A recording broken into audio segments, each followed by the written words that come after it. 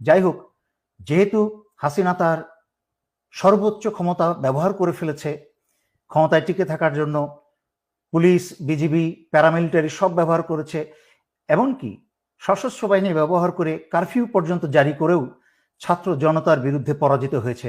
এখন স্বৈরাচারী শেখ হাসিনার হাতে আর কোনো শক্তি বাকি নেই। সেই কারণে স্বৈরাচারী শেখ হাসিনা বাংলাদেশের চিরশত্রু ভারতের ষড়যন্ত্রের কে আহ্বান জানিয়েছে বিডিআরের মতো আরেকটা হত্যাকাণ্ড ঘটাতে।